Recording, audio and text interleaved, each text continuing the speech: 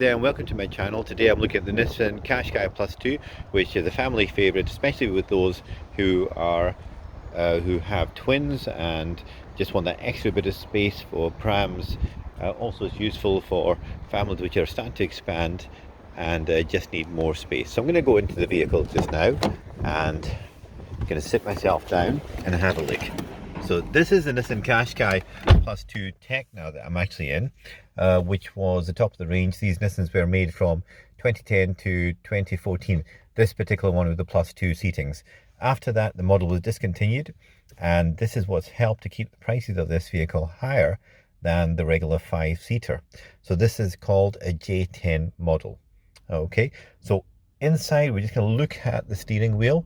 First, you notice you've got your controls over here for switching channels on the radio. You've got your telephone control there, an information button which allows you to get information. You can switch the vehicle on and you'll be able to see. So it gives you a little bit of information on the dash there, and there we go. Okay, so this information button allows you to toggle through different settings, etc. Okay, so you can see what I'm doing, just pressing the button. Average speed is 14, holding it longer causes it to reset. So let's see what we have in this vehicle. So you have a sat nav, which is on there. It's quite a small head unit, but at the time this was actually quite a good head unit. As I said, this one is 2012, I believe. This one was made. It's a Techno version, as I said, which is the highest range model in the range at that time. And this one's a 1.6 litre. Now, we decided to go for 1.6 litre because a lot of the journeys we were doing quite small, and also it's a remarkably quiet engine relative to the diesels. Just now it's a little bit louder because we're just starting it up, but still remarkably quiet. On the move, it's a quiet vehicle. The 1.6 is, as they say, underpowered.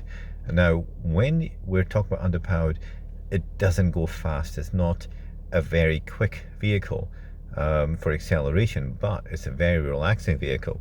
And when you've got children in the back of the car, then you want a nice, safe, steady pace to go at. So, as you can see, I've got two child's car seats in the back. And I've got another 2 seats further behind that, which you can just see the child seats at the back as well. So that gives you access to 4 car seats, okay, that can fit into this vehicle. The ones at the back are going to be tight, and in reality you can only fit 1 effective car seat at the back. The other one there is just for demonstration just now to show where they all go. But in reality, if you have a child seat at the back, you're going to have to move these ones forward. You can do it as long as you have ISOFIX chairs on here. Okay, if you don't have ISOFIX, then what you'll find is the strap is likely to, the actual belt, which is used to attach onto this, is likely to catch the feet of a child kind of trying to come out of that back chair, and may trip them over. So it's ISOFIX for these ones over here, and that will make a big difference for anybody thinking about using this Qashqai Plus 2 for multiple children. Now, you'll notice I put a car seat here as well, and the reason you can do this is because the airbag, which is in here, can be disconnected using a key. When you open that door, there's the key just over there. Just turn the airbag off, and you will see there that airbag sign there indicates it's off. Okay, so looking at the other nice things about this vehicle, on this side you have the ability to you've got cruise control here, and also a speed limit to stop you going over the speed limit for that particular area, and that can be set very quickly using these controls here. A very handy tool.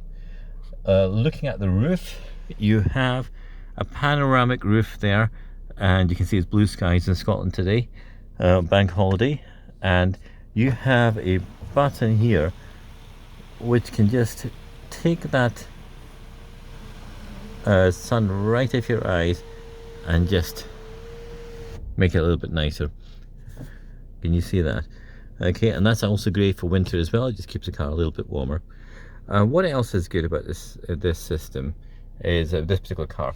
As you can see, that it's also got both surround sound system. It's not the best in the world, but it is very good. You have your air conditioning unit over here. Again, this is a great air conditioning. You just press it on there. It's independently controlled, so you can do left and right ones. On this particular model, you have a 5-speed gearbox. I don't know if I can actually focus onto that a little bit more to give you that. There you go. It's a 5-speed manual. Okay, there we go. And going back out, you have over here, you have your electric mirrors, which are foldable, so press a button, they can fold. And you have your anti-skid button there for any reason you need to switch it off, maybe in winter when there's ice. And you have your auto off button. Now that button is to switch off your start-stop system. Now I've written about the start-stop system in a separate video because a lot of people like it and a lot of people can't get used to it. It's a fantastic system where when you're at the traffic lights and there's nothing moving, you put yourself handbrake on, clutch off into neutral, and the car engine will stop and automatically start again once you want to start driving. So it's a handbrake off, into gear, accelerator, and that will kick it off again. Why does it not work for some people? It's a battery issue. You have to make sure that you're using the right battery and making sure it's a good quality battery as well. So how good is this vehicle? Well, it all depends on what you want. If you think you're going to get a vast amount of space in this vehicle, the answer is no. You're just not. If you've got like 4 children, it's going to be a tough squeeze once you've got all these car seats in place. Especially if you're bringing your partner with you. It's a tough squeeze. The back seats are remarkably tiny, and although you got 450 litres at the back with the back seats down, with the back seats up, you haven't got a lot of space. I'll go back and show you that. You have got roof racks though, and the roof racks do make a difference. The roof rack does allow you to put a roof box on there to carry all the additional luggage that you may need. As for space, these little cubby holes, you've got cubby holes everywhere on this vehicle, and you've also got a central armrest there, and I believe there's cubby holes in that as well. So cubby holes wise, it's actually very good. I'm going to show you around the back as well now in a few seconds. I'm just going to quickly give you a brief tour of the insides, etc. And you'll notice that the build quality is pretty good. If you look at this plastic here, you've got hard plastic here, but you've actually got quite soft plastics here and here. So the actual build quality, the tightness of these gaps is really good. Does the car rattle? No, it doesn't. This car's only done, 46,000 miles, but it's still in remarkable good condition for the amount of abuse it gets. On the seats, you've got this leather seats. Now, I'm not sure if they're real leather, they're false leather, but still, again, remarkably good for what they are. You've also got, has this car got heated seats? Yes, it does. Okay, and you can see that there's the heated seats on this particular version. How good does everything perform? These heated seats, this screen, etc. It performs pretty well. You know, it does everything well, but not remarkably brilliant. So I'll show you an example. If I was to go into reverse, you'll see that it has an overhead camera that gives you a much better control. It's got guidelines as well. But it's color? Yes, it is color, but it's not like quite the colorful color you would expect. It's kind of a washed out color. If you're looking to get just a view of where you are, you can press this button here. It switches all the cameras on. Otherwise the cameras only go when you're in reverse. Okay, This one has sensors on the rear as well, which is quite useful as well for parking. But when you've got this is great, but the sensors are just brilliant for a very quick, just a quick reassurance that you're not going to hit anything. So I do like the sensors as well. This unit also has a Bluetooth car headphone set, which is absolutely brilliant. Interestingly enough, I've never actually pressed that button. I didn't even knew even existed, so I do not know what that is. If you know what this button does, then do let me know. I think it's some sort of traffic alert button. Okay, so I'm going to switch